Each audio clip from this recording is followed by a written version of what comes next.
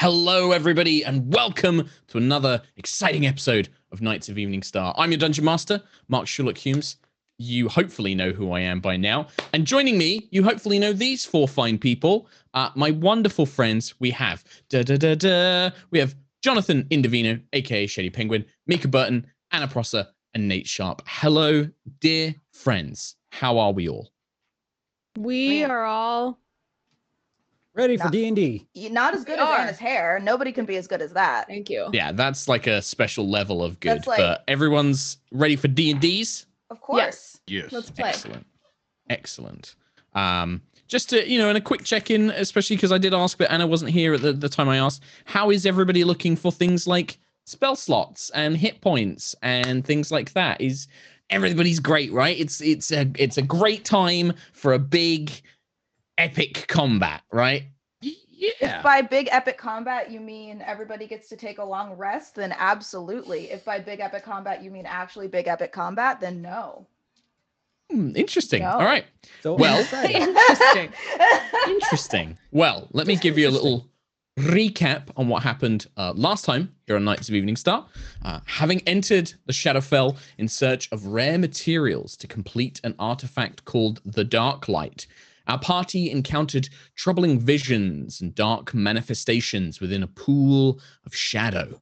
After their struggles, the party caught the attention of one of the divine overseers of the plane, the Raven Queen.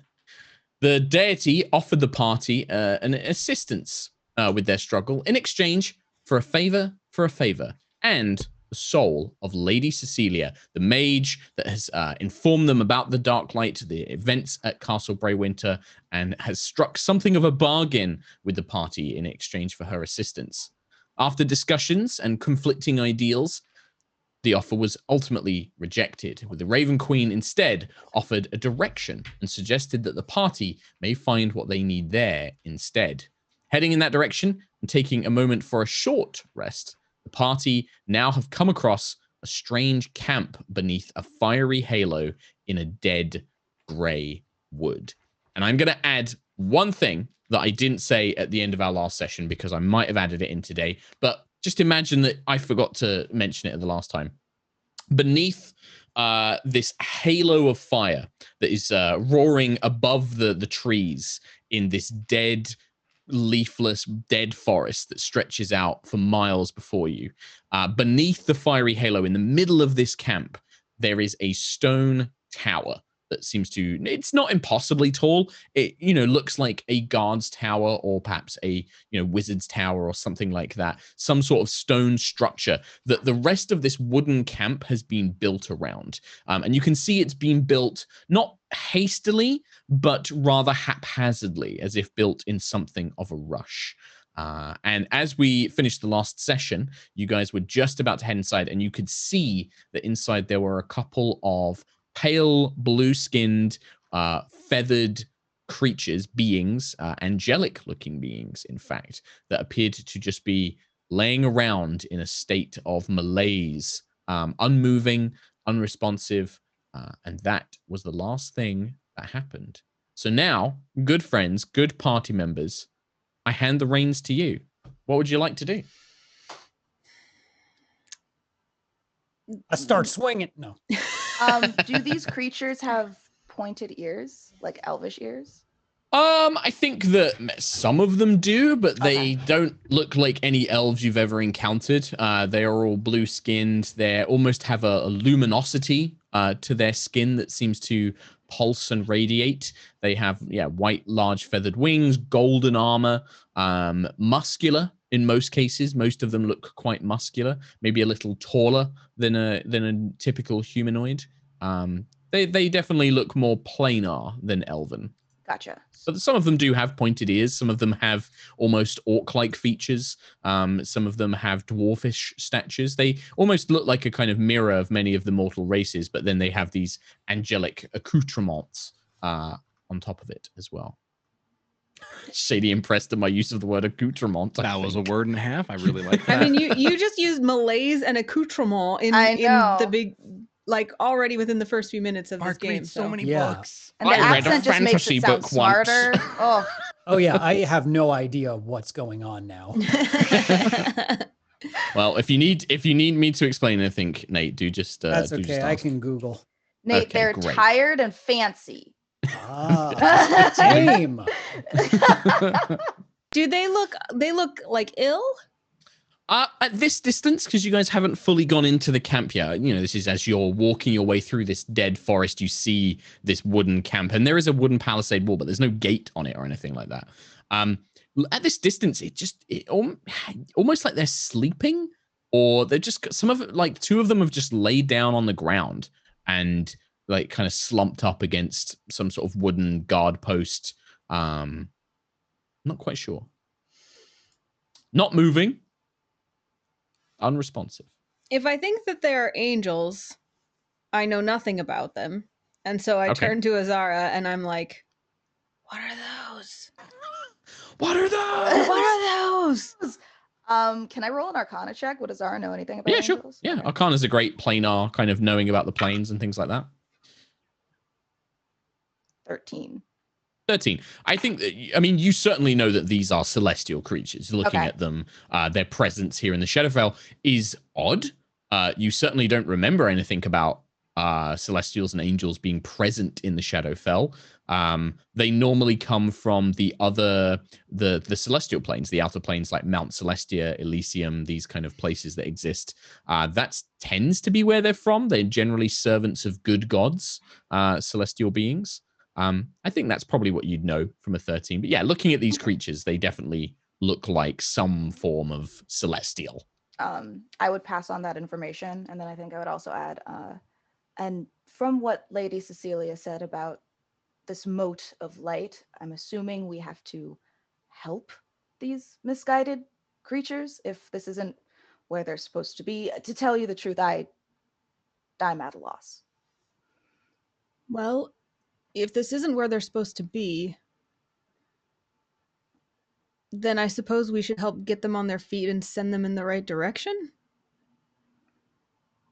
I would just say approach with caution. They may look down on their luck, but they are still celestial beings. That's a power none of us can touch. Should we approach? Cautiously. And she kind of like looks around to the rest of the group. I walk up and start swinging. Not sure if I'm waiting for the just joking or if this is a real Clive. Unless, no. JK, unless. For Actually, legal reasons, that is a joke. Yeah. Yeah. We could look to Clive and be like, do you want to introduce yourself? Excuse me! Okay. Yeah. So Clive, you just start walking up and kind of shouting out, making your way towards this open part of the wall that leads in. You shout out. There is no response from the two that you see kind of slumped at this guard post, but you do hear just in the distance, you can hear some sort of shouting or noise or response, but it's kind of muffled. It seems to be coming from further in the camp. Some sort of like very muffled kind of shouting coming from a distance. But the two on the ground just, I think one of them, their head barely turns to look in your direction, and then they just kind of slump their chin forward again. I kind of like crouch down and with my Morningstar, I'll just like lightly tip their head up to see if it stays up. Please do not trouble us. Just go before this place consumes you as well. You see this kind of humanoid figure kind of looks thoroughly drained, just looks wiped out. You can see that there is this luminosity under their skin, but it's dim, as if somebody's sucked the very life out of them or something like that. But yeah, just very weakly holds their chin up, and then as soon as the Morningstar goes away, their head just kind of droops. They kind of roll over to turn away from you, as if you've bothered somebody when they're sleeping. They just kind of roll over. Their wings kind of just flop down beside them. Can I perceive... Oh, sorry, go ahead. No. Can I perceive what area of malaise they're in? Like, can I perceive whether they have our stats and whether this is like a constitution problem or a strength problem or anything like that? You can make a medicine check. You can go up and physically examine them. I think that's what it would be, right? It's not just looking at them. You'd be like checking their pulse, like checking their complexion, their pupils. It'd be an examination, right? To see if there's anything physically wrong with them. Okay. Unless you have like a detect magic or something like that you want to use to see if they're under the influence of a spell or something like that, would be more of a detect magic thing. I'll wait until Clive is done if I have to touch them.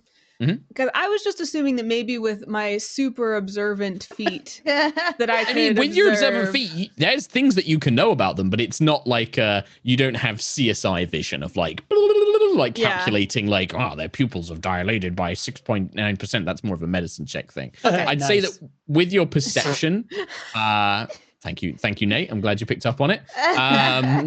With your perception, I mean, they look exhausted, but you don't see signs of any physical activity. They're not sweating.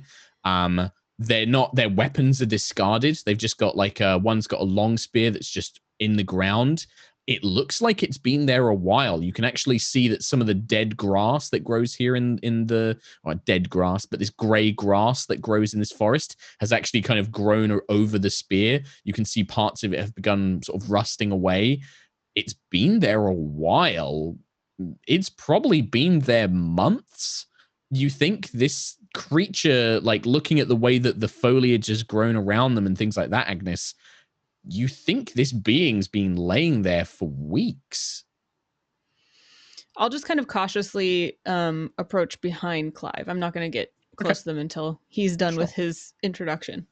Tarkhal, was there anything you wanted to do, by the way? Just giving an opportunity if there was anything you wanted to do.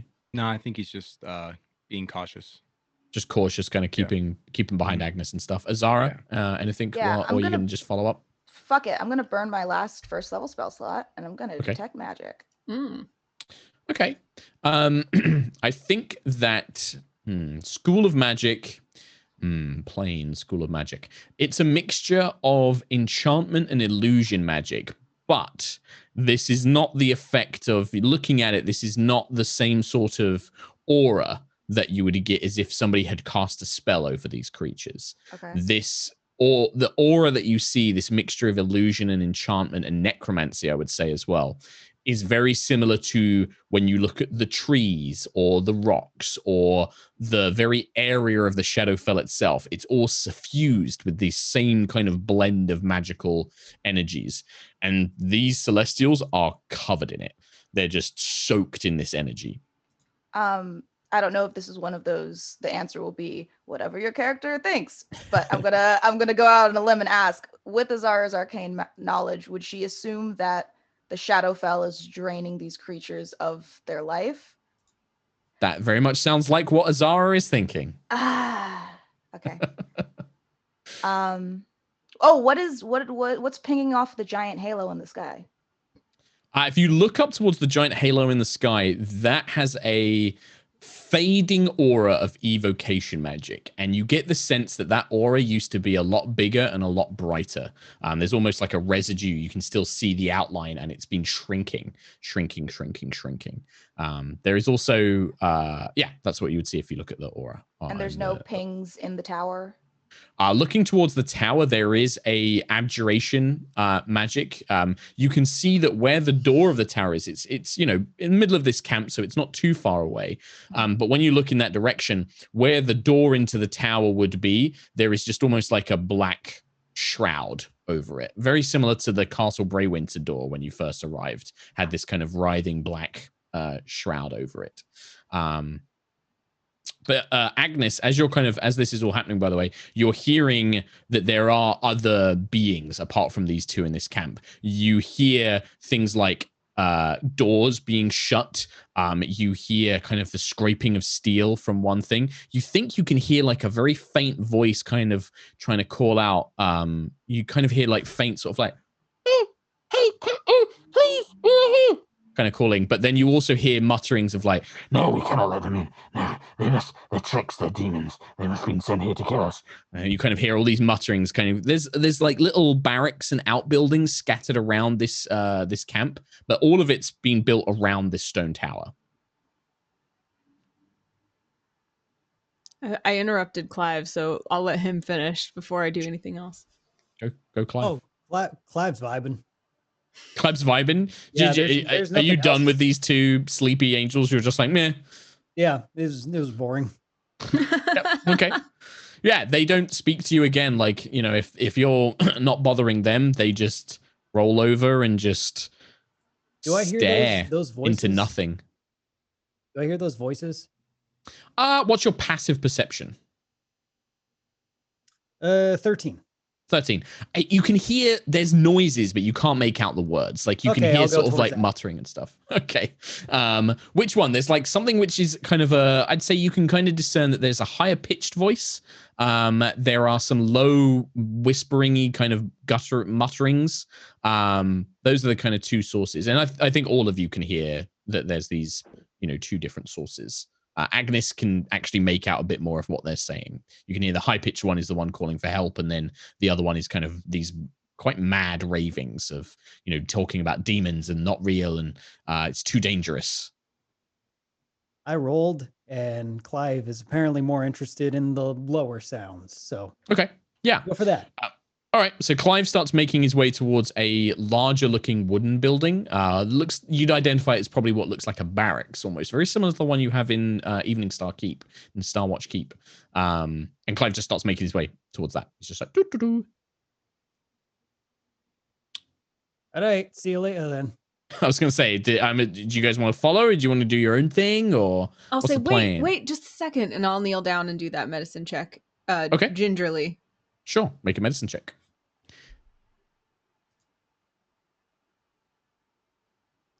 6. 6. I mean, you check their pulse. Do they have pulses? You think so. There's a heartbeat there. You check their eyes. Oh, they don't have pupils. They're just kind of dull spheres of glowing light. You don't think they're sick? They just seem sad. Azara, where do we put them? I wonder if we can bring them back through the portal to the non-dark realm. But I feel we should Is Clive still walking away? Yeah. Yep. I think so. I feel we should follow him first. I kind of like pat the angel, like Mm. they're there, and then They just kind follow. of there's just like a faint grunt, and then they barely move. Like when you touch them, there's just this faint sort of like noise, and that's it. I follow. Okay. Tarkhal, you going with them? Yeah, I'll follow through. All right, Clive, you're the first one to reach this barracks. As you approach, the voices get louder, kind of all muffled behind the wooden walls. But there's a kind of growing sense of urgency. You hear what sounds like metal and weapons being readied, and heavy latches coming down. Begone, trick. Begone, foul beast. We will find no victims here. No. The voices cannot listen to the voices. It's all lies here. Nothing but death outside these walls. Nothing but death. Evening. Begone, foul creature. Begone, beast of lies. I look to the rest of the party. They called me foul. Can I start swinging? Probably not yet. Hey. We're not monsters. We're here to help. Not monsters in a realm of death and shadow and fear. Nothing else could be here but a beast, but a monster foul and dark. If everything here is monsters, then are you a monster? Monsters in our hearts, monsters in our minds. We have failed. He has led us to darkness, and in darkness we will die. Our immortal souls will be forever lost. And you just hear like some like pounding, like somebody punching wood or something inside. You hear just like other voices, kind of like sobbing and wails coming from inside as well. Right, well, I'm gonna come in now. Ready yourselves! Stop it! We will die gloriously. If these beasts intend to take me, I shall fight. I shall kill all that come inside. They said Perhaps I should gloriously. This is kind of my field. Azara will kind of put a hand on Clive's shoulder and Just say, gonna get some extra monsters up just in case, but go ahead. Did you happen to fall through a portal in the castle? The voices act as if they do not know why we are here.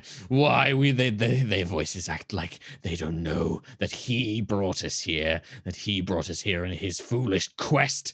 And now he has abandoned us, locked himself up inside his tower where he is safe, leaving the rest of us to die. And it just goes quiet. Who?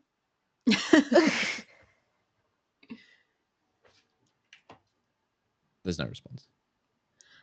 Do you mean Radrin? There's no response. Maybe we should go in. Sounds like they could use some help. Clive? I will open the door.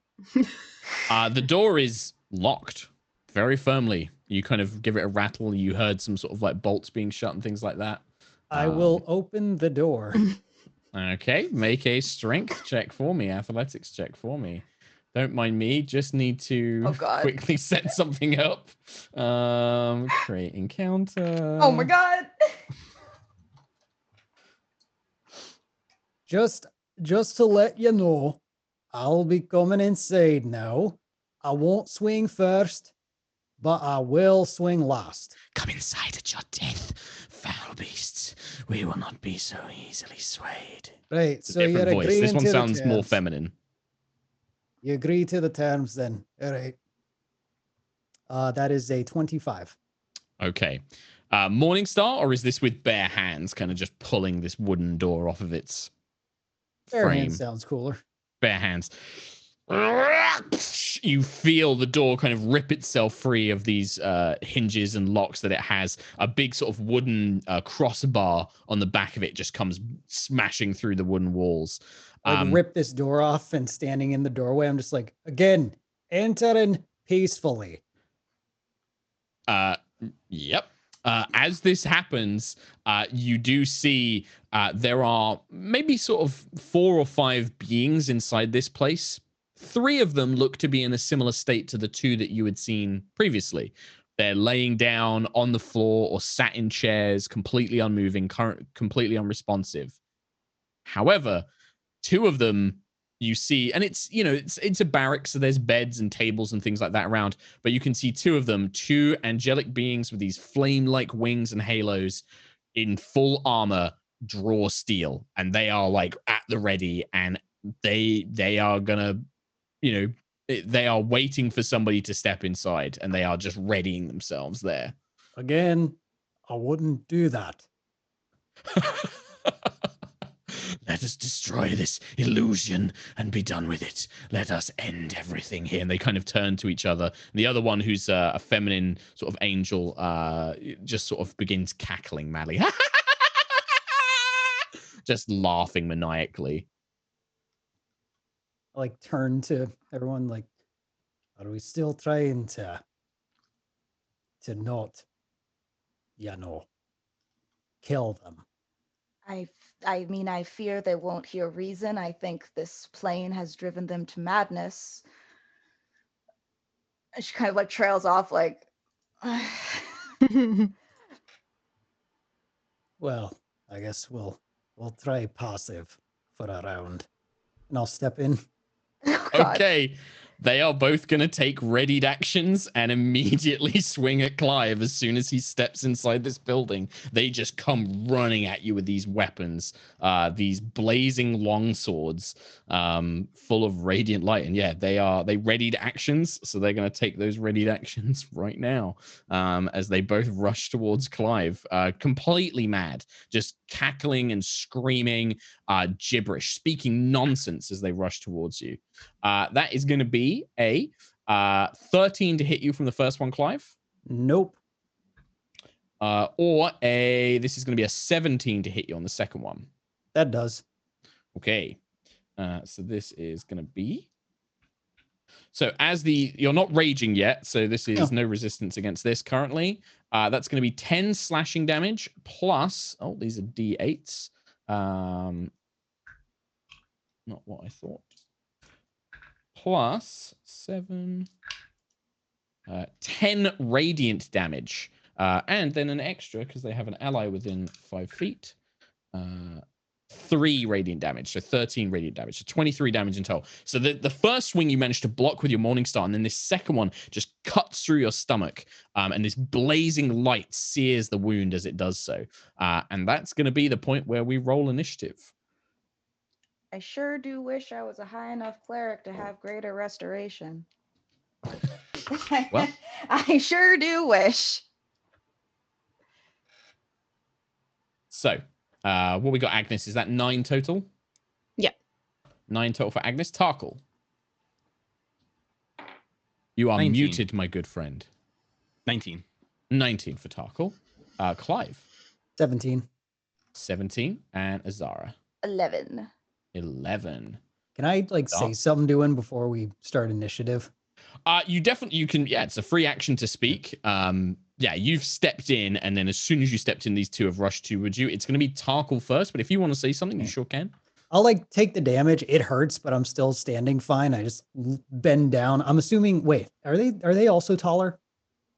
They're a little bit taller. They're probably around sort of like 6'3", 6'4". So they're I would tall, still, but I'd yeah, still you're like still bend bigger down than them. to talk to him and be like, I'm gonna let that one go.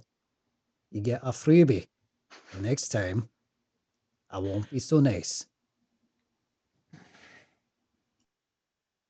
Make a persuasion check with disadvantage, I think. So yeah, persuasion with disadvantage. 8. 8. The male one just says like, we will not listen to the words of illusions. Destroy them, sister. They have come to kill us all. And they just, these guys are completely raving. Like there's no sense of kind of recognition. There was only, I think if you had pulled that off, they would have gone like, oh, this thing's not real. Maybe we should just ignore it. But yeah, they're convinced that you're some sort of thing that's been sent to kill them, or that you're not even real. Turn to the party, be like, I feel like I've played enough. Is that Sure. a goal? So Tarkhal, you're the first one to react. At the moment, Clive is in the doorway, like he's stepped in, and these two things are in front of him. But you're gonna have to get past Clive or like something to get into the room if you want to fight these things. They look like they're winding up new swings against Clive. They don't seem interested in you, Azara or Agnis. They are fully focused on Clive right now. Okay. I think since Clive had looked back and been like, "Can I swing?" I'm gonna try to slide between Clive's legs. Okay. And then just use my Kiss of Silver on the nearest one.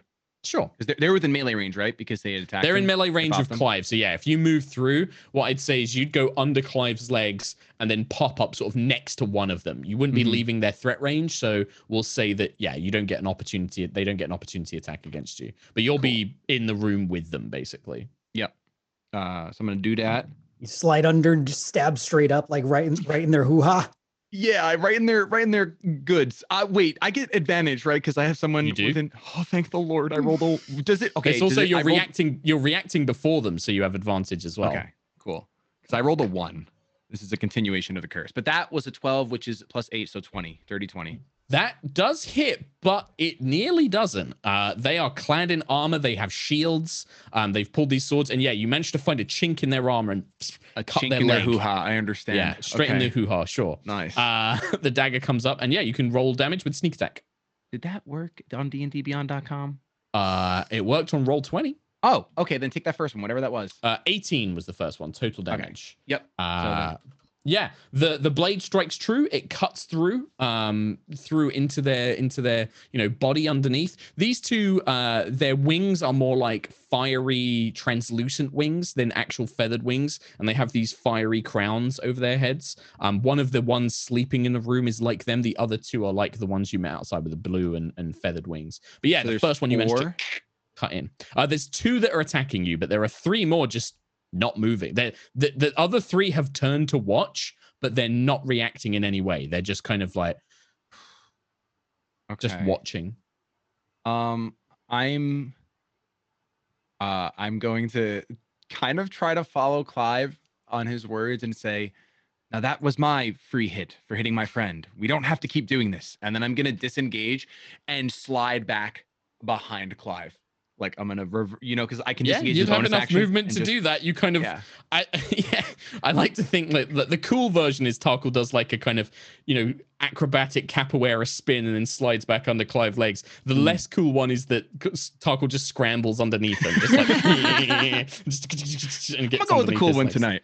Sure, See, I was imagining he gets down on his knees and slides backwards, like in a magical reverse, but I know that's not physically possible. Invisible harness, just like pulls him back. You have been warned. Exactly, but I was like, that's not. You can't do that.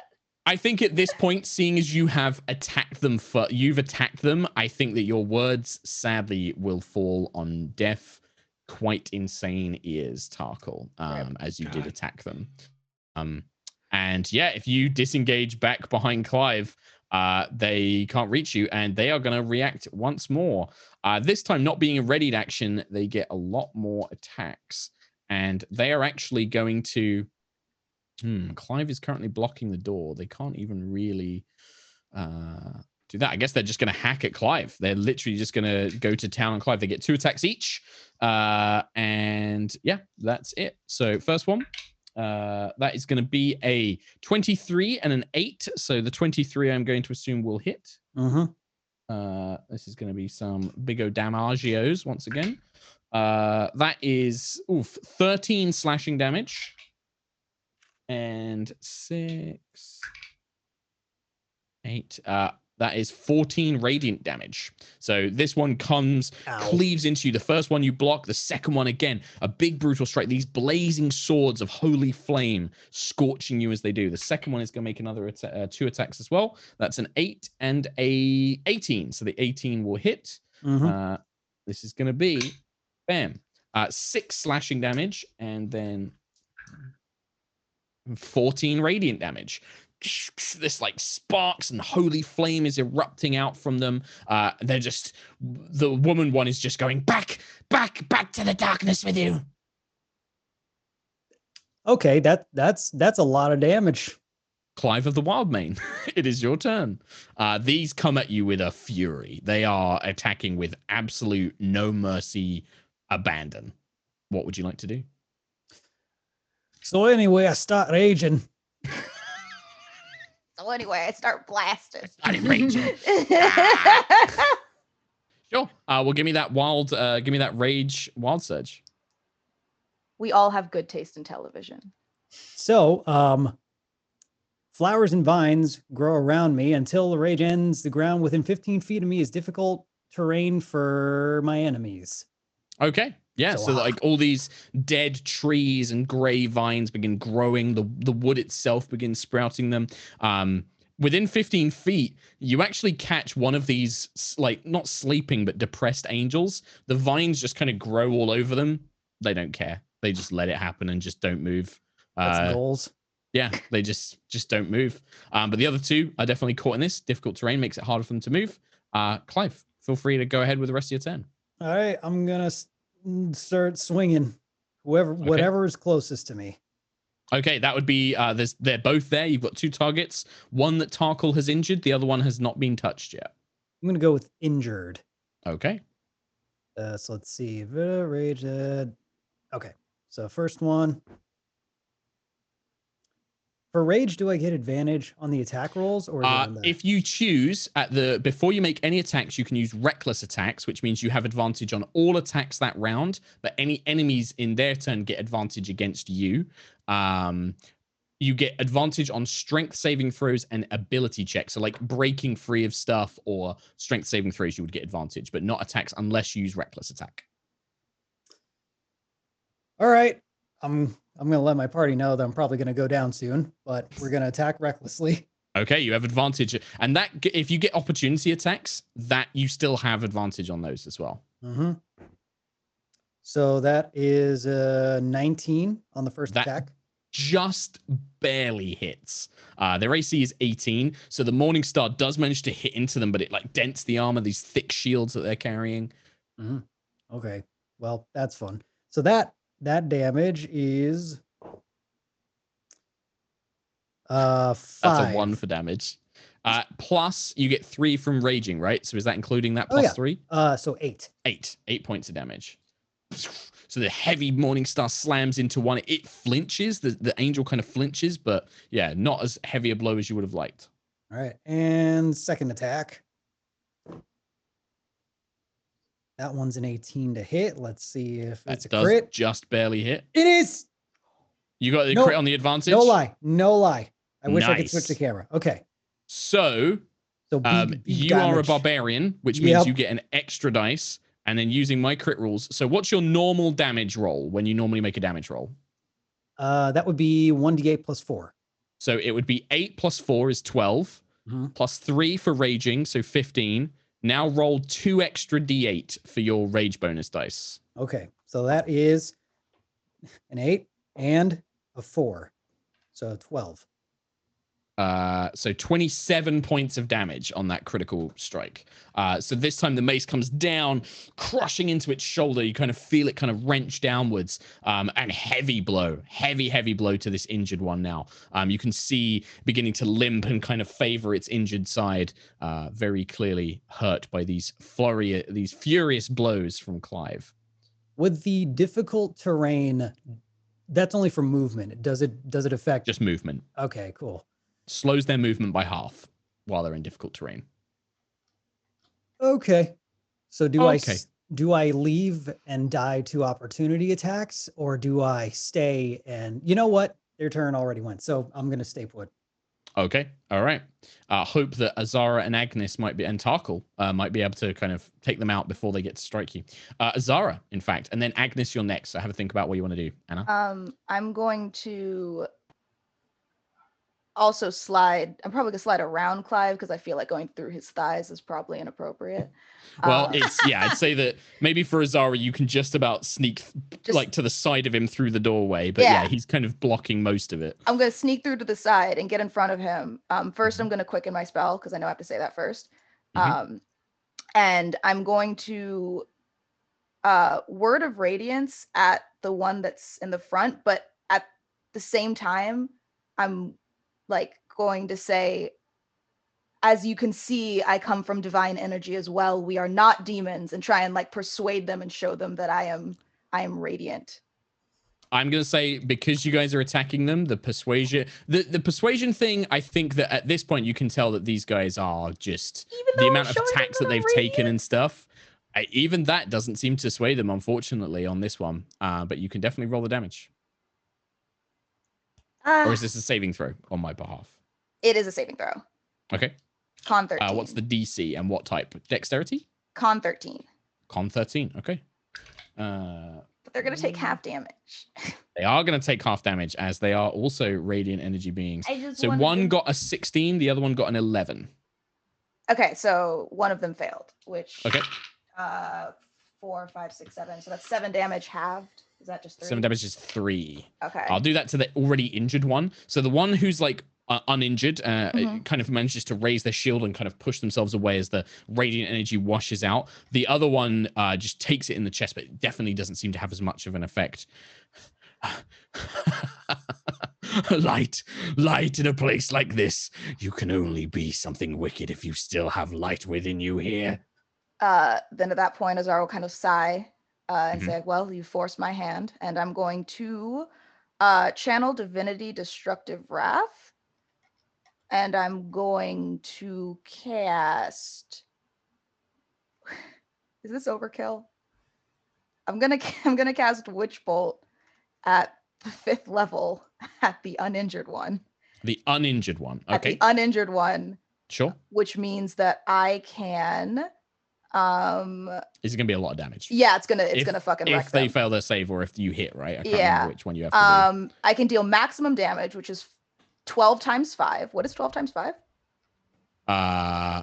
Wait, you're casting it at 5th level, right? Yeah. Oh yeah, because it's a D12, so 12 times 5 12 would times be 5? 60 damage. 60. Cool. I'm gonna roll to attack then. Okay.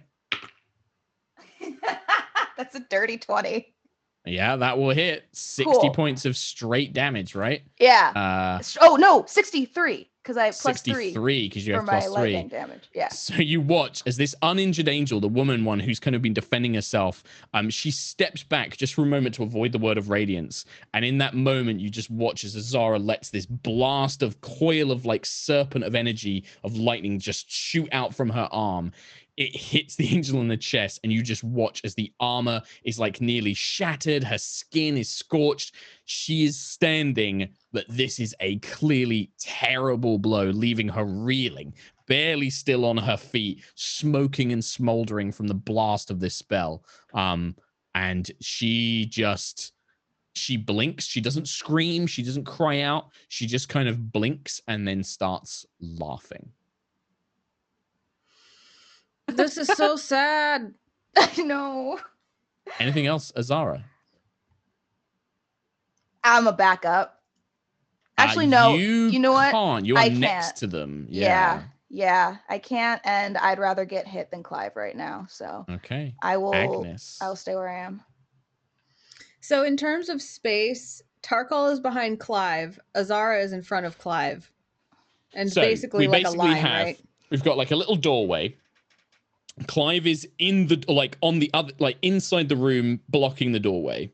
Tarkhal is behind Clive. Azara has like scooched in and gone to the side of Clive, and then the two angels are right in front of Clive, and then Agnis is behind Tarkhal outside. So it's getting cramped. I'd say that there's probably not an easy way to get into melee now at this point, because Azara is in the only space that was free. The only other way you could get into melee is by risking opportunity attacks, because you'd have to like move around them. Almost. I'm just gonna like go up over Clive's shoulder like this and go and cast Entangle underneath the angels. You can do that. Absolutely, you can do that. Sure. What do I need to do for this? So, grasping weeds and vines sprout from the ground in a 20-foot square. Clive's already duration? created those. That's perfect.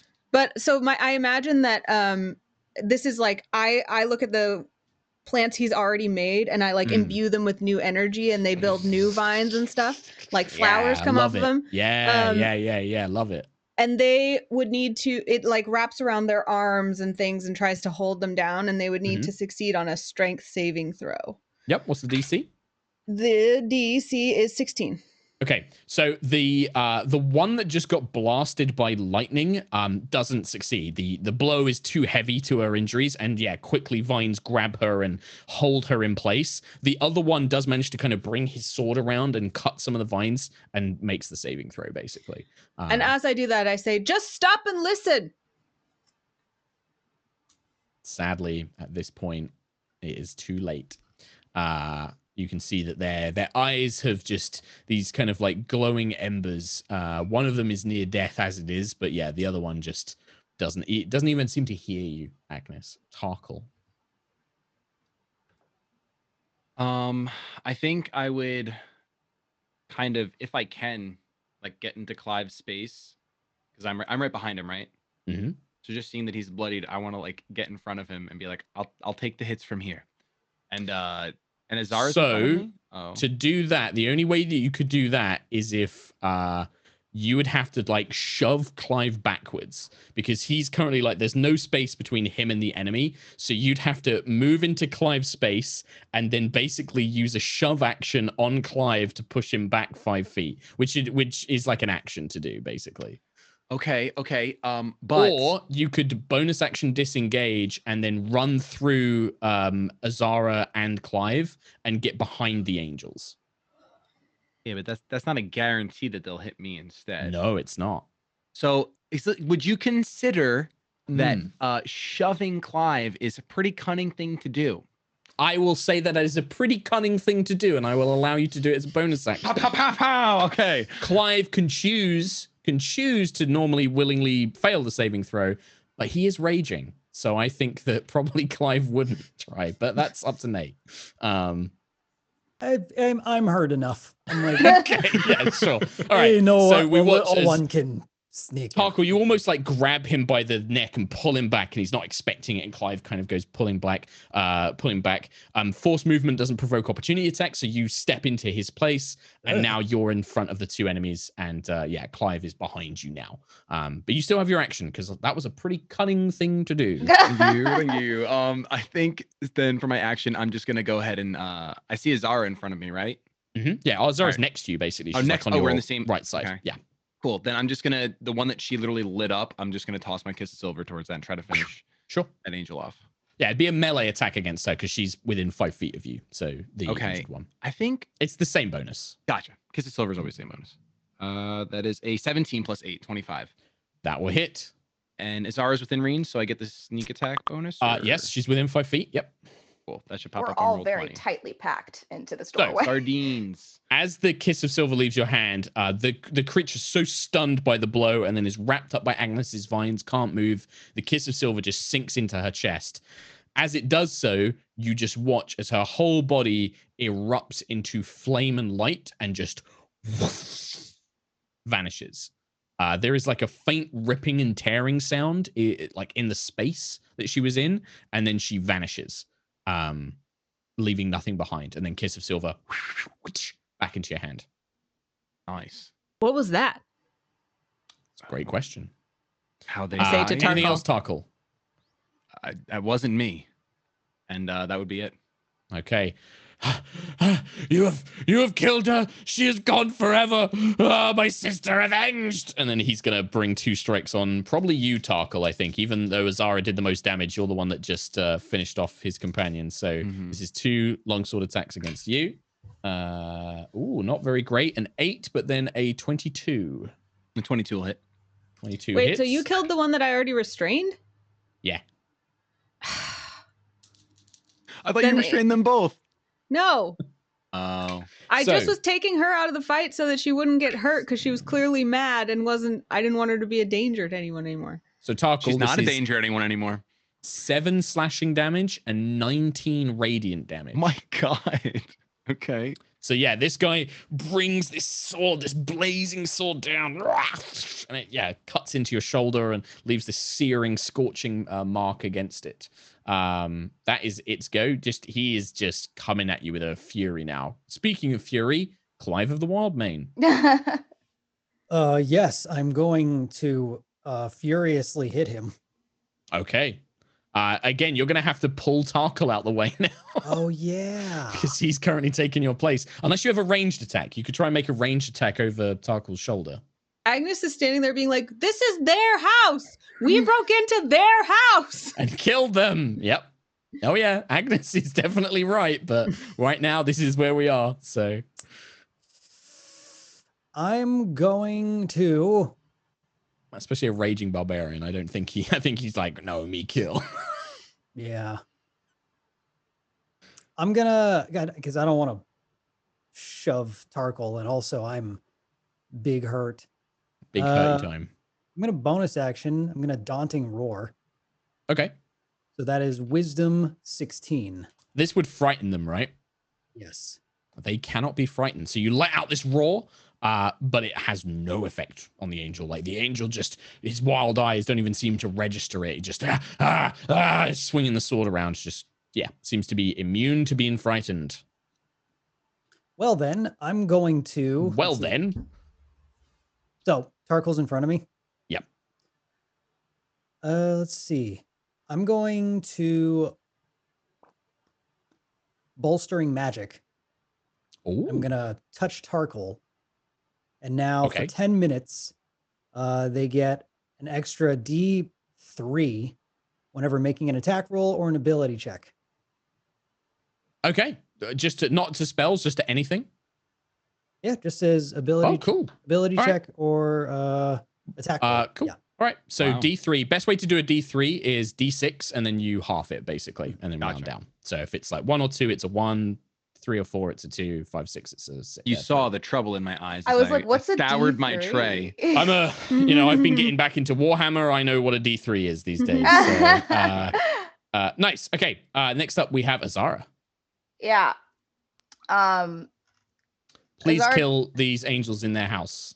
Yeah, I know. Azara just also kind of looks at a loss because she's with Agnes here on the we tried, but they're trying to kill us. So I feel bad.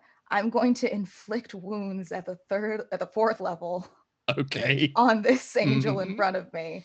And Azara genuinely feels really bad and is gonna just kind of whisper, "I'm sorry," while putting her hands around his face.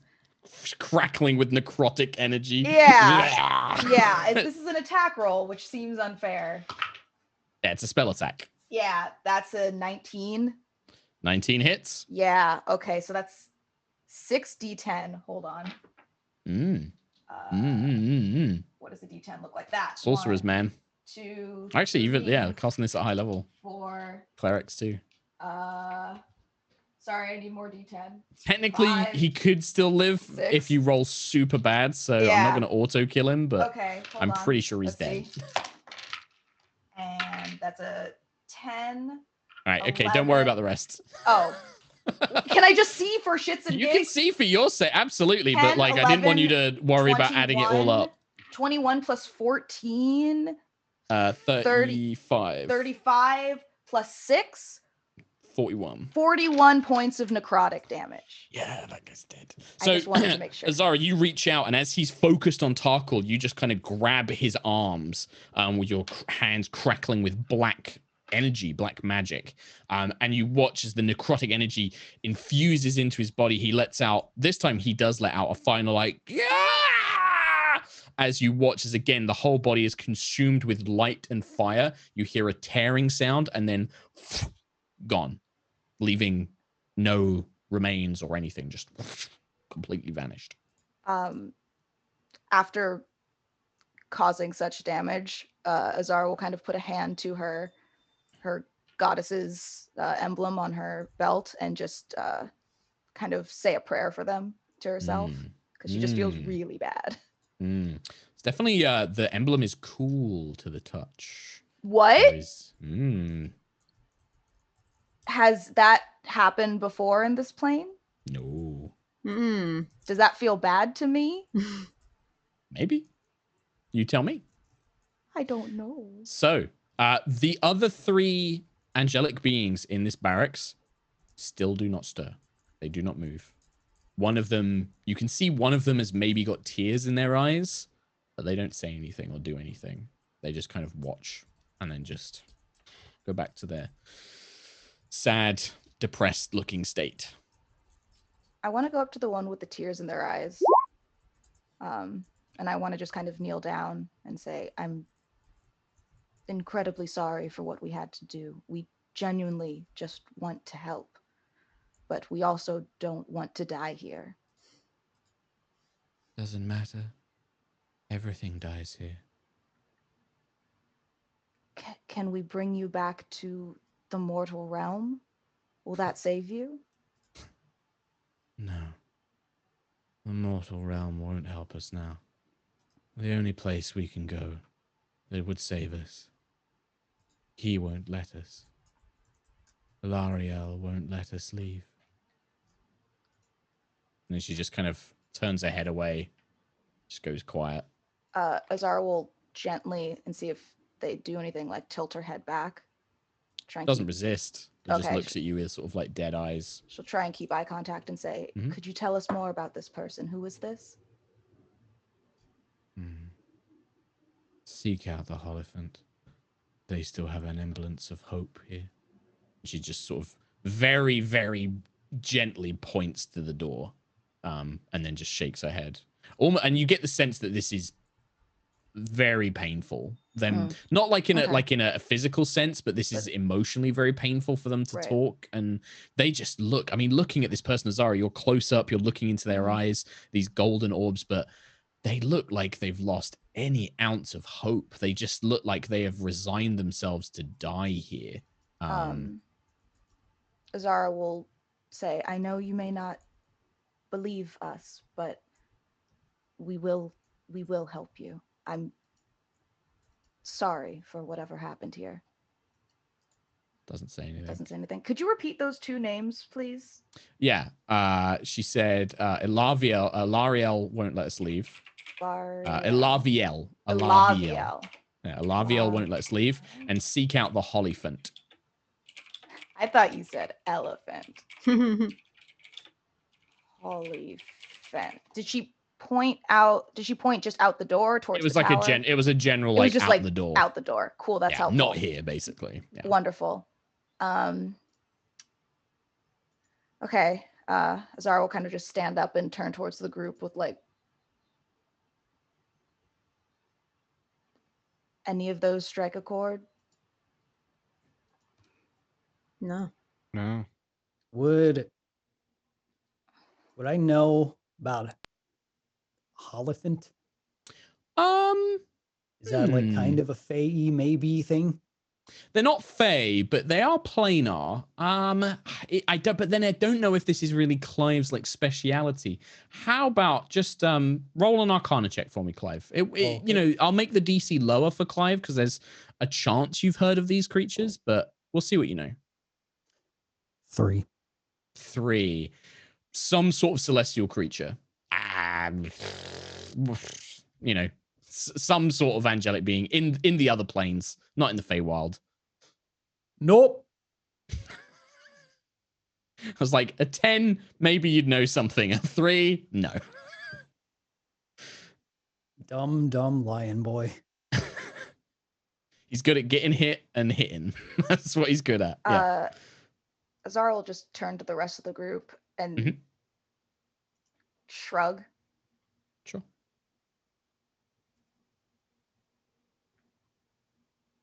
Is there some way we could just banish them back to their realm? Oh. I could if I laid down for the night. We could use the rest anyway. I got something. I'm going to bolstering magic. Which also lets you regain 1 expended spell slot, the level of which equals the number rolled on a D3. Okay. So roll a d6 for me, Nate. And who are you giving this to? Azara? Mm-hmm. Okay. I need a 5th level. I know, but he's already doing it. Oh. See what you get. That would be... That's a 5, so 3. So you get a 3rd level spell slot back, Azara. You feel Clive, this magical kind of prismatic aura around Clive. Would you like place a paw on her shoulder or something, Clive? Or I imagine it's a big lion paw that just basically grasps half her head. Yeah, and you just feel this like energy surge through you, and yeah, you feel some of your magical reserves kind of come back online. And you get a 3rd level spell. It's a shame that banishment isn't a 3rd level. I know. Azara just kind of looks up and like pats his paw and is like, "Thank you, Clive." Aye. I know that we heard rustling from the other side of the town. I wonder if we should investigate there, or if this mission is out of our reach. What do you all think? Well, is the magic I gave you gonna do what you need to banish them where they need to go? Unfortunately, no. Well, then follow-up question. Is that magic I gave you enough to maybe deal out some healing? That it can. And I'm going to cast Cure Wounds at the 3rd level on Clive. That sounds lovely. Nice. Little for you, little for me. Yeah. What a great system. What a great system. That is 3d8 plus 1. Let's do that for you. Nate, is that a spell for you? It's like a wild magic barbarian thing. Yeah. I think you've got a certain number of uses of it, I think. Okay. I got 4. Yeah. That's great, though, because you have, like, potential I have backup healing. spells for everything. Yeah. It's really good. It's like one of the best features in that class. So cool. You got 14 points back. Nice.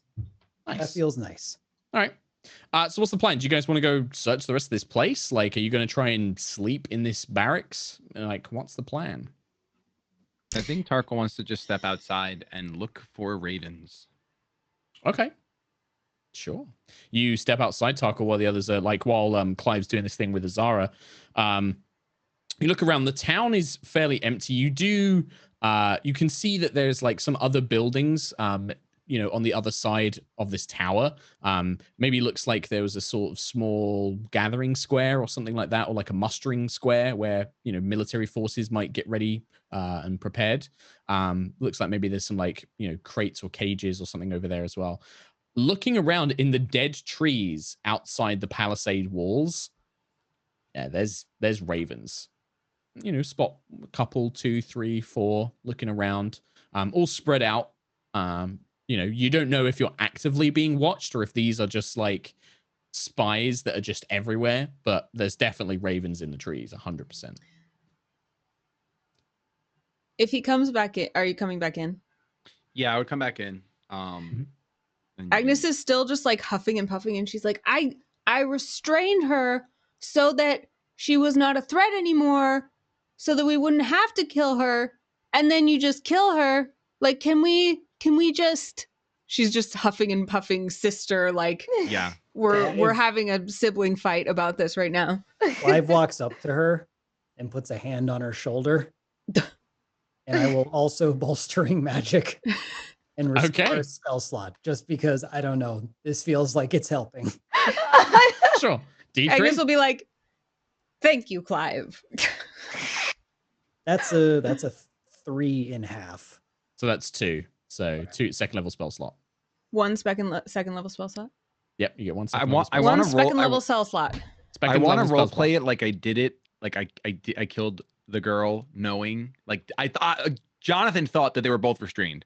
Yeah, obviously Tarkhal didn't. So I should role play it like that. Tarkhal could just in the moment be like, yeah, he could have missed I thought they were both restrained by the spell. I didn't think yeah, absolutely. Tarkhal could have that if you want him to, or he could have done it intentionally. No, I think. No, you know what? I think a little bit of murder. I think it was just a little bit of murder. I think it was just it was an advantage, right? She was restrained, like it was an easier target to hit. Maybe the old hunter instincts kicked in where you're like, hey, that was the easier target to deal with. I had no idea if they would be able to take action while restrained. They were angels and Clive was bleeding out. I don't think there was any convincing them of anything. Oh, so my magic's worthless. It might not work. Oh, so you just have to take matters into your own hands, Mr. I Know Magic Now. Your magic did work. It restrained her and made her very easy to kill. Well, next time I'll give you a signal. When I want to restrain someone and not kill them, I'll cast the spell and say, "No kill these," okay? That'll work. Great. Sister. Awesome. Agnes is clearly very tired and very cranky. Yeah. She's gone full privileged child mode. Yes. Just like, stop time. Cool. All right. Tarkhal, did you want to say anything to the team, or is there a plan? Yeah, I just want to ask. So we came here as seeking this light. Do we see just so I have a better visual, do we see the light anywhere in this area? I mean, there's that giant halo of fire, but the light is dimmed. When those angels disappeared, there was a flash of light, but they didn't leave anything behind. Maybe they weren't strong enough, or they weren't the right type of angel, or maybe this place has interfered with it somehow. But you've not seen this, what Cecilia described, this like almost like a gemstone of light is how she described it. And it should be left when, one of these creatures should either be able to make it or leave it behind when they do their angel thing. And just so I'm not metagaming, did Tarkhal also hear everything the crazy guy was saying when he was behind the door? Yeah, okay. I'd say so. You kind of came up with Clive, and you stood there with Clive, so yeah. Okay, so then he would just pose the question to the party. Well, we came here as per the direction of the Raven Queen. Should we seek her out and ask her for clarification of what she wanted us to do here? Or it sounded like that angel had said that there's someone locked up in the tower that brought them here. Should we explore the tower, or should we go explore the noises across the town? Well, we're here. Let's explore the tower. What did I see on the abjuration magic? Yes, there was like a shadowy door, like a kind of barrier made of shadows. And I would know that's bad juju. It looked very similar to the stuff that was blocking the gateway of Castle Breywinter. So probably if you touch it, it's going to have some sort of bad effect on you and stuff. Azara would say, before we explore the tower, the opening and entrance to the tower is coated in some sort of dark magic that did remind me of the hands and creatures that came out of the door and hurt us whilst entering the castle. So looking around, we're all a little battered and bruised. We might either want to rest or find another course of action. Would you like me to try to dispel it? We could give it a shot. Sure could. Agnes will walk up to the door and go, "Dispel magic." Well, you have to leave the barracks and make your way to the tower before you can get there, because it's like in the center of this camp. And en route, as you draw closer to the tower entrance, you hear that higher pitched voice calling out again. And this time it's much louder.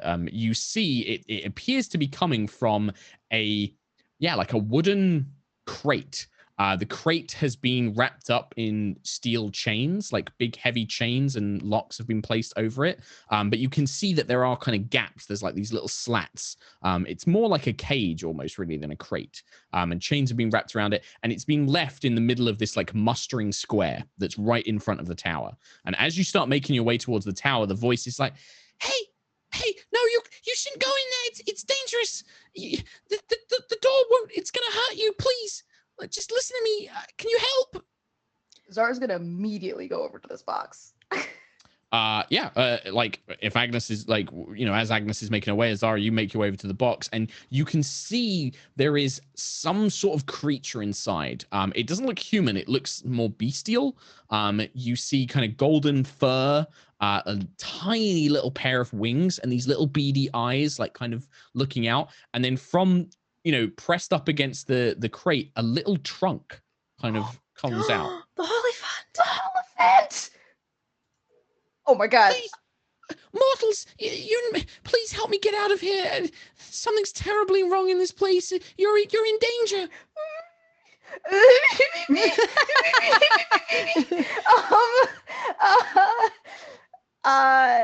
Azara is going, I don't want to hurt the thing.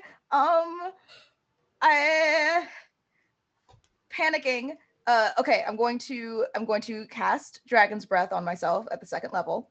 And Azara will say, is there like a lock on it or a chain? Yeah, there's like chains wrapped around the crate, like heavily wrapped around it, and then there's a few locks kind of placed around it. Super gently, like very, very like. You want to try and do a really controlled stream of it, basically. A controlled tiny little breath of ice on the locks to freeze it, so they're easy to break open. Let's see how good Azara's control is. Roll an Arcana check for me. Hell yeah, I can do that. What's 15 plus 7? That's more than enough. That is very adequate control where you can aim it, you control your breath, and you fire out this stream of, did you say cold? Yes, ice. Okay, magic. so ice, you begin freezing the chains. It's still probably going to need a solid blow to actually break them, but you can freeze them to make that much, much easier to do so. Well, I do have a dagger. You can certainly try. It would be a strength athletics check. Azara will turn around and Clive. And look, no, she will look between Clive and Tarkhal. And then look between Clive and Tarkhal. And then look between Clive and Tarkhal and go, Tarkhal, would you mind? I fear I don't have the tools to open this. Whilst she's calling over Tarkhal, Agnis, did you still want to try Dispel Magic, or do you want to kind of follow Azara as you hear this voice kind of calling out? I feel like Azara has that under control. Okay. I'm not going to go in the tower, but I just want to see if I can. You want to try and dispel this shadowy barrier. Sure. Roll a d20 and add your wisdom modifier for me, please. And I should do the Dispel Magic spell. Yes, cast the Dispel Magic spell and then roll a d20 and add your wisdom modifier, because this is, you're going to have to beat a high DC, basically, because the Dispel Magic has to overcome a more powerful spell. I rolled a 1. You summon the magic. You feel it trying to break apart the shadows, to no effect. This magic is quite sturdy. What is going on with our rolls? Yeah. Can I look around and hope no one saw that and try again? You certainly can. I believe that Clive is the only one who potentially could, as Tarkhal's being called over. I'm getting a different die. So I'll leave it to Clive whether he wants to notice. Special shiny die. Okay. I was thinking about something else. Yeah, Clive's just like picking his ears or something, or like sharpening his claws. Using the morning star to pick his teeth. Yeah. Agnes kind of just shakes that off a little bit. Sure. And now that'll be a 16. Still not enough. This time you put all this surge of power into it, but whatever spell is holding this barrier is potent. Conjured by some very advanced magic. Okay, hold on. Is that a wisdom check?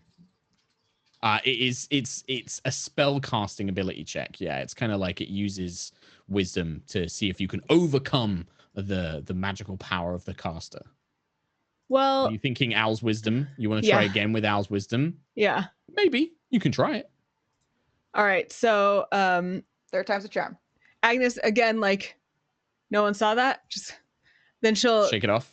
Yeah, she'll cast that owl again, made of flame, and it'll kind of perch on her shoulder. And blue flame. Blue owl. And then she'll be like... Cast it again. Sure. With advantage. I rolled another 1. I am not joking. On a different die, another 1. Okay. Come on. Okay. 19 plus 4 is 23. Okay. This time, the 3rd time, you surge this magic forward, and focusing, you begin kind of envisioning these flames burning at the barrier, almost like gripping it like claws and trying to tear it apart. And you begin to see this blue flame being conjured over the surface of the door, raking these great holes in it. And in these holes, you can see that there is a very beautiful room beyond. This circular tower leads into a beautiful room of kind of beautiful blue stone, and there's somebody inside there. In fact, there's a couple of things inside there. There appears to be one figure who is just stood with his back to you, but a great pair of white wings. Seems very well dressed in an ornate robe and armor. Beside him is a beast, a very large horse with a pair of wings and a great horn coming from its forehead. A very rare alicorn. There is also something wrong. 3 warped looking shadows almost seem to hang around the angel in the middle of the chamber, and he notices that this doorway is coming undone. So there's no actual physical door, it was all just magic. It was just this magical barrier over like an open space almost. Whoopsies. Well, I did it. Meanwhile, let's so whilst the 3 times, just casting that 3 times, like that takes a bit of time, right? So Tarkhal, what do you want to do? Do you go over and help Azara bust out this little creature? Yeah, I think Tarkhal would be surprised because like Clive is the buff lion, but I look at Clive and he's still like bleeding out and then picking his teeth with his Morningstar, but like I imagine he's like still injured, so I'm like, oh, that makes sense. So I'll be like, yeah, of course, and I'll grab my dagger and I'll use the butt of my dagger to try to hit the where the lock is. Cool. Break a lock. Just make a melee attack for me, just like a normal dagger attack. Okay. That's a crit. I waste my crits on a lock. Come on. Oh my god. With that, smash the frozen metal that Azara's kind of iced, frozen, just breaks apart, brittle as anything now. The ice kind of making it so easy to break away. The chains just split apart, and it's very easy for you to then go around and start unraveling them and pulling them off of this crate. You know, the 2 of you having worked together to open this thing. As the crate becomes slack, the little lid of it begins to kind of like gently kind of raise up, and you see this, kind of beach ball sized little elephant with golden fur and tiny wings trying to lift it up. And it's like, it's so heavy. Oh, Azara will immediately help him. Yeah, like Azara's trying to like lift it off as well. And it kind of knocks over and he comes tumbling out, knocks into you, Azara, like kind of like a big ball, kind of like knocks you back. He's heavy, or she's heavy actually. She kind of like knocks you back a little bit and you stumble back. But yeah, Tarkhal, you see this little kind of golden angel elephant, like little mini pygmy elephant kind of stumble out. Well, this is the best thing we've seen here. You need to be careful. You need to be careful. The Celestials, the Force, they've all gone a little mad. I hope that none of them have attacked you so far. I think most of them are just really sad. And you can see the little Holophant is like looking around. And then the Holophant sees what Agnis is trying to do. And it's like, oh no, your friend shouldn't do that. No, that's bad. And you see then the flames as Agnis is like, and rips this barrier apart. Oh no, Elaviel's, that's him. Oh no. Really, really, really quick. Yeah. Can I roll Arcana now to see if I figured out this is the Holophant? Sure. Yeah. Roll an Arcana check. 14. That's a Holophant. They're like angel elephants. You've heard of those. She rips the door open. He's screaming. I'm just like, guys, I think that's the Holophant. Oh my god. Azara will just kind of like quickly pet it and say, okay, this is all happening very fast. I don't want you to get hurt. We need to leave. This is bad. This is very bad. What do you guys do? Agnis, you see this figure turning around very slowly. They turn around and you're almost stunned because this man he's so beautiful. Just this pale kind of golden skin, these glowing eyes, this long dark hair, this kind of unfurled wings and these, beautiful blue and silver robes. And he turns and looks at you and his head kind of tilts and then his brow furrows. And you see these 3 writhing shadows kind of pull in and almost like they're whispering in his ears, and his expression begins to darken and darken. What do you guys do? Wow, go ahead. I'm also going to, on Roll20, show you guys what Agnis sees. Oh, creepy. Oh, where are my other ones of these? There we go. Oh. Stop adding them. Yeah, no, please No. stop adding them. No, I need to add them. No. I thought you said 3. So you see, yeah, there's 3 of these shadow things, like these, twisted umbral forms behind the man. You see this beautiful, almost like a shrine, this round circular tower. In the middle, there is this ornate device. It holds various gemstones. You can see it's constructed from kind of silver, metals in the very middle. There are also 2 round platforms that seem to hover just ever so slightly off the ground on either side of the chamber. And then this beautiful blue marble that sparkles like the night sky forms a ring around the bottom of the tower floor. Wow. I think that the man will point towards Agnis, and he will just say a single word. He will just say, "Come," and I need you to make a wisdom saving throw. No! Wisdom saving throw. My rolls are dirt today. 13. 13. So you instantly find yourself, Agnis, you have to follow that command and you begin walking towards him. Unless you're going to tell me. This is a charm effect, so you have advantage. Well remembered. Yeah. Well remembered. I always forget about this. Haha! 23. Nice. Okay, this time your elven blood, you kind of manage to see and hear through this charm, this command, and you kind of shake your head, realizing that that's probably not a good idea right now. I'll go, no! He just kind of frowns. And you just see him pulling out this long spear. Well, actually, no, he would hold his hand up and a spear just emerges, like summons into his hand. Really quick, when I hear Agnis yell no, I don't know in what context that is, so Tarkhal would take off towards her. Yeah, just towards Agnis, yeah. The Hollyphant in Azara's hands is just like, we have to go and help your friend. I need to get you away from here, just for now. You're not strong enough. Azara will say, I was thinking the same thing. Can we escape? Yes, get me to your friend. Get all of your friends with me. Azara will Misty Step while holding this little boy, or girl, and seeing that Tarkhal's running and trying. Normally you can't carry a creature with a Misty Step, but rule of cool will definitely say you can on this one. It has wings, that counts. He flies.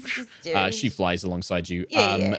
Clive was already with Agnis, so the group of you kind of emerge together, and you can see this figure. Like, these things are whispering in, like, these shadows are, like, coiling around him. They almost look like demonic forms. Like, you can see they're almost twisted angels themselves, and you don't hear them, but they just, the image of them is like they're whispering. And you begin to see his hand beginning to glow with holy magic. But as soon as all of you are together, the little Hollyphant just goes, like a noise comes out their trunk, and you all feel yourselves yanked away as if some magical force grabs you, and you emerge. You don't know where. You're in these rolling gray hills. There looks to be like a graveyard, like this epic, huge graveyard that just stretches out for miles. And you emerge on a hill overlooking this graveyard. I hope that this should be far enough. I think that this is far enough. I don't know where we are. I'm glad we didn't end up in a river or in a tree or in the ground or something. But I think we'll be okay. I think we'll be okay now. It appears we're dead. I don't look around the graveyard. I don't think we're dead. I think we're just. No, you're still in the Shadowfell. There's lots of these things around here. They're horrible, really. It's just such a gloomy place. It's just graveyards and skulls and bones and it's horrible. So you've brought us here, you little thing. Yes, I had to get you away from Elaviel. You're injured. I can tell that your magical energies are barely there. You'd have no hope against him. He's an Archon. Ever has slain Clave of the Wild Man. So to you, I tip my hat and I award you with this. And I'm gonna yank out a tooth out of my mouth. Be like, you don't need to do that. No. Success. No, it's okay. I don't really have any hands. Azara will take it for him and just go, I'll keep it for you. It's okay. and just kind of. Thank you. Yeah. Thank you. You can Miss make a Mage. necklace out of that and wear it. Yeah. You wear it. No, I You really wear no. it That's pride okay. as you have slain No. a great warrior. Yeah, well, I haven't slain anything. I just I teleported you all away. I didn't know what else to do. Never thought this is the way I would go. Here we are in the afterlife. Hey, Clive. Since you're dead, can I have your gold? Hey, it would appear there's no use for it anymore. Yeah, I thought so. Material objects are for the land of the living. Okay. Mr. Lion, no, you're not dead. I don't have much gold. I don't even have gold marked, but he won't listen to me. I don't think he even has any gold. This was just an experiment. Yeah. Does he have any cool like clothing things like trinkets or anything that Agnes would want as a druid who likes naturey stuff? I would hand over the drift globe. Oh. So he holds, yeah, there you go. That is actually a pretty cool item. You can add that, Anna. You have a drift globe now. It is a kind of crystalline orb. I wish you weren't dead, but this will help me remember you. Thanks. Make sure you add that. That's a little common magic item. I'm going to right now. Azara, through laughing, will be like, as incredible as this moment is, we should probably let our new friend speak. I'm willing to hear out the mighty beast that has brought me down. Clive, you're not dead. Yeah, well, I don't know really. I don't know what to say. I don't know how you mortals came upon the camp, or how you've managed to survive in the Shadowfell. But I'm glad that we managed to get away. Laviel would have attacked you immediately. He sealed himself up in there, but he's so far gone. He would have thought that you were here to kill him, or that you were sent by Zariel or one of the demon lords or one of the archdevils or somebody. He would it's so bad. And she just sort of starts like making these like oh no kind of Azara noises. just kind of like holds her hands around the beach ball and just kind of like tries to soothe her. Oh, that's nice. Oh, that's lovely. Oh, I feel a bit more calm now. Hello, I'm Kiki. Kiki, what were those demonic spirits that were possessing Alaviel? Well, the possession is a very strong word, and it doesn't really apply. I don't quite fully know, but I have a guess. And what guess would that be? Well, it sort of happened to everyone, but it hit Alaviel the worst.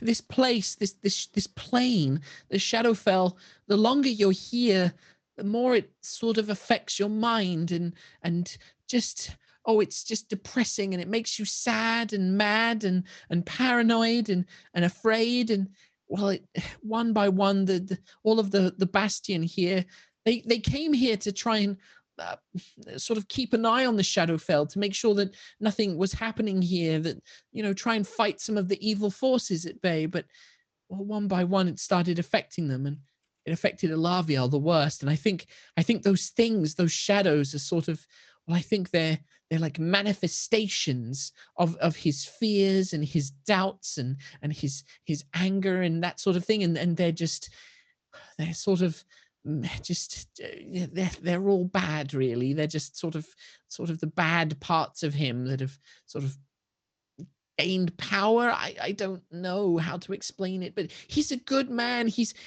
so strong and brave, but this place has done something awful to him. Kiki, one of your Bastion, who was quite sad, told us to find you to help save all of them. I mean, I don't know why so much. I'm not really the best Hollyphant. I was sort of sent here because I'm a bit of a failure, really. I can't become a mammoth, and I don't know how to banish, and I can't raise the dead, and I can't heal. The only thing I can do is the teleport spell and a little bit of healing. Clive of the Wild Mane. Well, no, I didn't slay Clive of the Wild Mane. I don't want to slay anybody. Azara will kind of rock Kiki. Shh. I didn't want to hurt anyone. No, Kiki, guess, you teleported us and you saved us. That's not nothing. You're not a failure. And she'll look to everybody and be like, right? Not a failure. Yeah, Yes, no, not a failure. failure. No. Okay. A blaze of glory I went down in. Well, I think maybe they sent you because I knew how to get rid of the Holophants can dispel that sort of barrier that was over the tower, and maybe they thought that they could. So can I. So. Oh, well, you're so powerful then and wonderful. But that's the only thing I can think of, really, or maybe that I don't know. But I'm the only one that doesn't seem to have gone sad or crazy. How long have you been here, and what brought you here? We've been here. Oh, it's kind of hard to tell because there's no sun, but I think it's been like a year. I think. And you came at the same time as all of them? No, I was sent later. I was supposed to come here and reinforce the bastion, and they were all kind of a bit sad already. But I knew Elaviel before he came here. He and some of the other angels were in Mount Celestia with me when I was little. So why were they sent here? Elaviel, they weren't sent. Elaviel came here. He wanted to prove that he could protect Mount Celestia. He thought that that they should set up a bastion here to ward off some of the evil of the Shadowfell. And I kind of think that maybe he also didn't want to be in Mount Celestia anymore because a few centuries, or maybe it was a 1,000 years or 500 years. I'm not sure, but a long time ago, his best friend sort of did something bad, and he kind of hasn't really recovered from that since. And I think he was maybe kind of trying to prove himself. You said his best friend did something bad. Yeah, it's kind of the worst thing an angel can do, really. She kind of fell to hell and became an archdevil called Zariel. And it's kind of a really big deal. Oh, okay. Yeah. Well, the darkness that is consuming your friend, is there a way? Maybe if we can get your strength up, you can help him. You can get rid of the darkness, and then Elavia will be okay again. Is it fightable darkness? I don't know. Maybe. I think so. I hope so. Do you know anything about it, the nature of the magic, or anything that could help us prepare? It's from the Shadowfell. Thanks. Well, You're welcome. If that's anything to go on, we know that radiant energy should help us. Yes, probably. But Elaviel is an angel, so maybe radiant energy won't work against him because he's an angel too. Maybe. I don't know. But we can figure it out together. Kiki, do you know anything about a mote of brilliance, brilliant radiance? Oh yes, motes of brilliance. Yes, archons can make them. Which how do they make them? Angel magic. Oh, and Elaviel is an archon, isn't he? Yes. So now I'm going to go out on a limb here. I'm assuming if we cure Elaviel of this darkness, he may grant us with a mote of brilliance. Well, there is another thing. Oh, of course there is. If you can't destroy the shadows, then if you can destroy a celestial on another plane of existence, he'll go back to Mount Celestia and they can help him. And when you destroy him, he should leave behind motes of radiance. So we either cure him or kill him. Yes. And by kill, you mean not really kill, just kind of send back where he came from. Right. Unless the Shadowfell's done something to prevent his immortal soul from being able to be reborn in Mount Celestia. But I'm sure that's not the case. Well, if you're sure. Okay. Yeah. Okay. And this would happen with all celestial beings here, all the sad ones. If we happen to have had a tuffle and had to kill some of them, they would have sent back. I certainly hope so. But like I said, there's a chance that maybe the Shadowfell severed their connection to the celestial realms, and now they're just condemned souls, constantly bound to suffer in agony and death and desperation. But I'm sure that's not the case. Azara, could your goddess tell us if that were the case somehow? I haven't been able to contact her while we've been in the Shadowfell. Can I touch Agnes, you hear a fluttering of feathered wings. Wait, and what? You see there's a little raven sat on the nearest gravestone watching. If I touch the belt again, is it still cold? No. Oh, interesting. Seemed to be you would pick up that it was a reaction from fighting those angels. Interesting. Okay.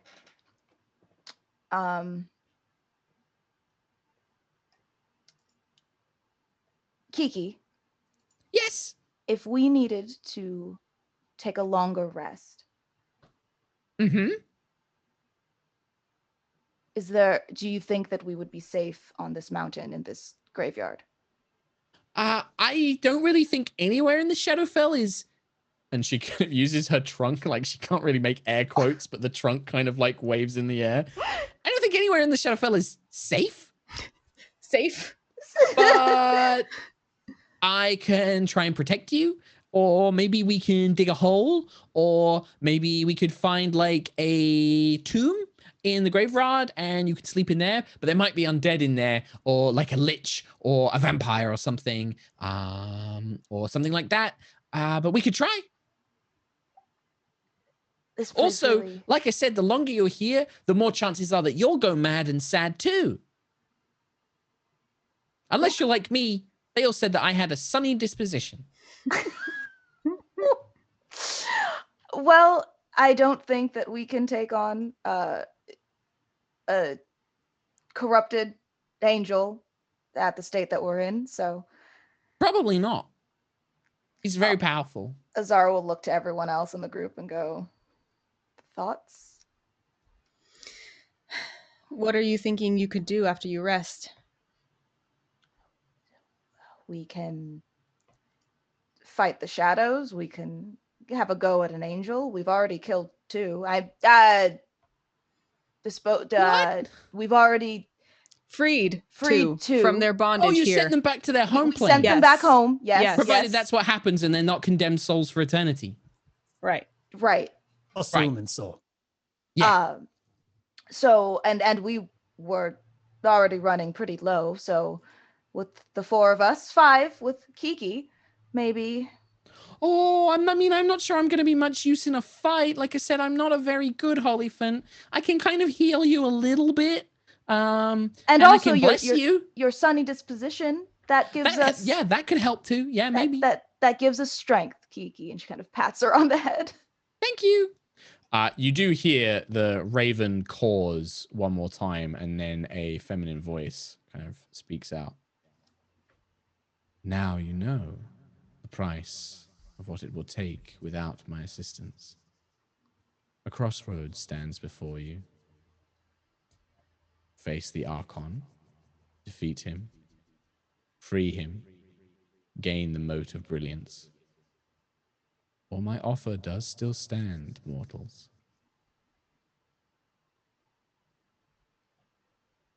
Agnis looks at Azara.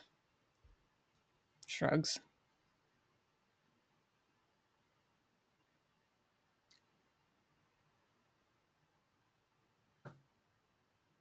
Counter offer. You sent us. I do like a bold one. To this town for a reason. I can only assume. Gestured in the direction. I can only assume it's because you would like Archon out of your domain as well. If we can be guaranteed a restful sleep,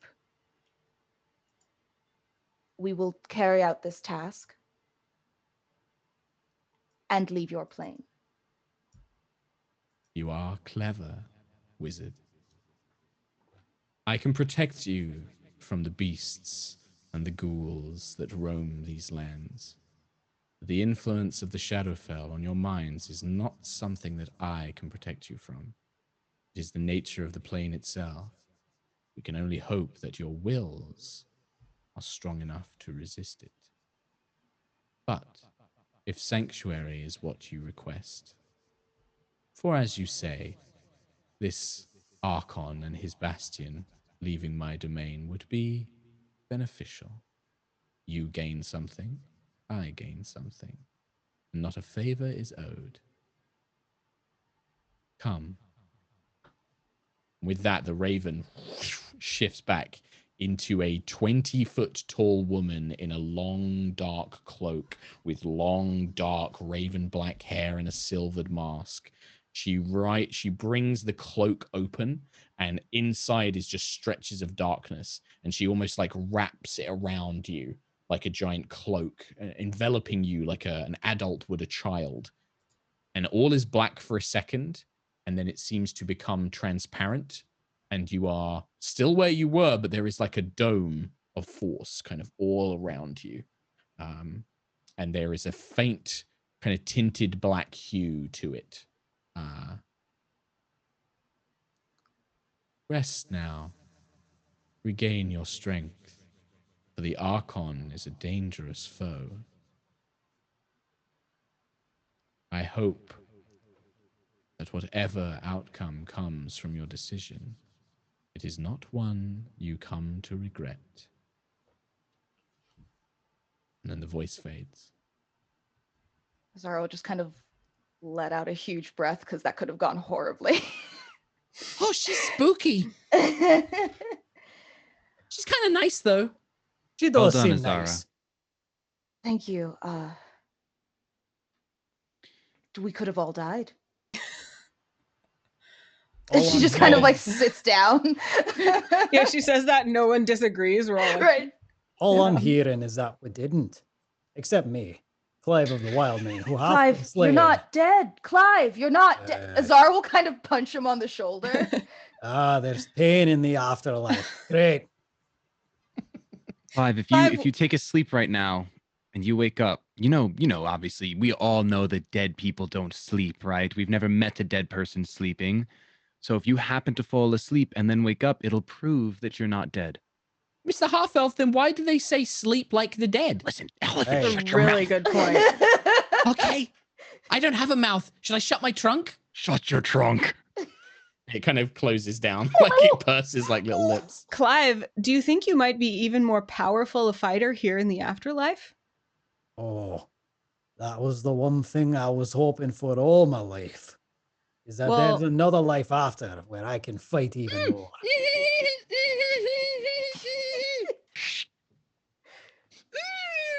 Let the world's strongest being speak. Open your trunk. Well, if you want to, if the afterlife where you get to fight stuff and be really strong is really interested, you should hope that you go to Asgard, Mr. Clive. I think you'd like it. You get to fight all day, and there's big monsters and like really strong warriors and stuff, and you get to go there. But Kiki, he's already dead and he's not in Asgard. But he's not dead. I didn't kill him. Perhaps there's time for me. I'm in purgatory. This Asgard calls to me.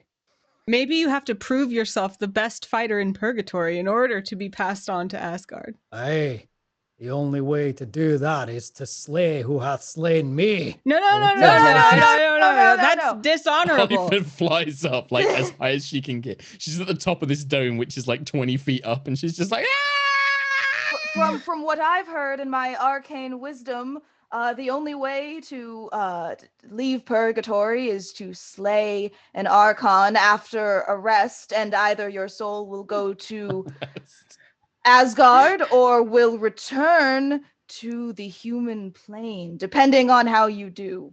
And Azara's like, That's what I've heard too. right? Mhm. Tarkhal? Yes, for sure. Rest, kill, Archon. question mark, profit. It seems the path's been laid before me. Very good. Well, I'm assuming you're all going to take a long rest. Yeah. Yes, You may I take do that have a long rest. suggestion though. Can I? Because I'm concerned about this Shadowfell. Oh. This might sound weird, but can we put Kiki in the middle of all of us? And I'm gonna rest my head by Kiki. Okay. Her sunny disposition. Her will sunny shed sunny light on our disposition. brain. Yeah. I know. I'll bless you all. Oh. Oh, thank you. Kiki. That's But yeah. okay. And then she kind of blows her trunk, and like glitter, like golden glitter kind of sprays out, and then it disappears, like it falls on you and disappears. But you were all affected by the bless spell for the next hour. You get a Yay. D4. Like that 90s toy, the elephant that shoots up the butterflies. Yes, I Elephant love the that! elephant. Yep. Yep. Oh, Well, I would like you all to take your long rest, but then I need you all to make a wisdom saving throw, and this will be at the end of the rest, so you don't get the bless effect. It was completely pointless. Gosh. But yeah, I need you all to make, and this is going to be the last thing, and then we're going to wrap up the episode. Okay. 26. That's off the 26. table. I need to know if anybody gets. In fact, I won't say, but just tell me what you get. What kind is this? A wisdom saving Wisdom throw? saving throw. 14. 14. 19. 19. That's a 7. Sorry if you can hear my dog.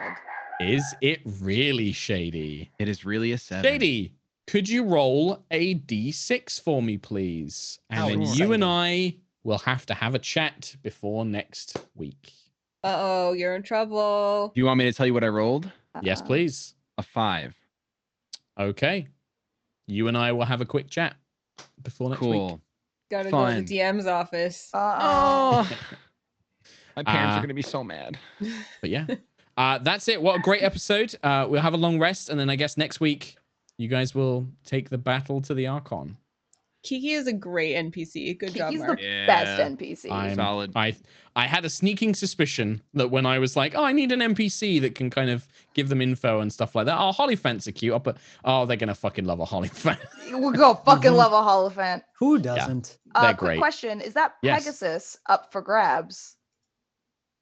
That's what I was the hoping. Alicorn, you mean? Alicorn. Is the Alicorn? No, it's not up for grabs. Anything in the game is up for Anything grabs. in the game is up for grabs. It exists, doesn't it? Yeah, true. Okay, sure. I mean, if I can minor illusion a saddle and a bridle, I'm riding that bitch out of the Shadowfell. Okay, I'll help. Sure. Thank you. Sure, I'm just gonna steal Princess Celestia. It's fine. She doesn't have a mind of her own. So no. Oh well, Sure. if she has a mind of her own, then we're gonna be friends. Okay, all right. Well, with that, friends, thank you for a wonderful game. This has been a great game. I really enjoyed it. There was a lot of cool stuff. Wasn't expecting you to go and kick in the Mad Angel's house and just start fighting, but there we go. We had questions. You did have questions. And we got answers. They had swords. And answers. Yeah, and answers. The sad ones did.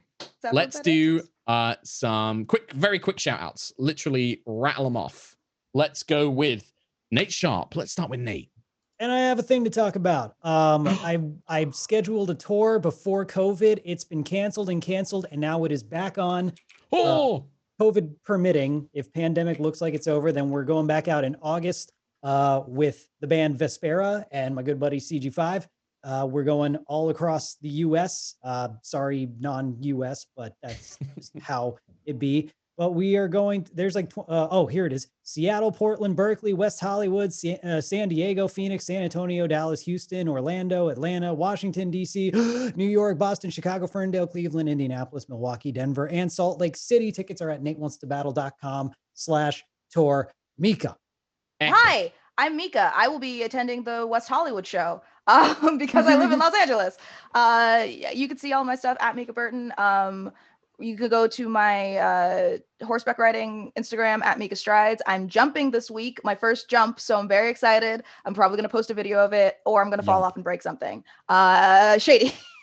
Hi guys, I'm Shady. I stream a lot on twitch.tv/ShadyPenguinn. I play video games. I drink tea, and we're making our streams really, really, really unique and fun right now with this new plugin that I found. So you guys can literally control my OBS. So it's going to get really interesting over the next couple weeks. So come by. I tag Anna.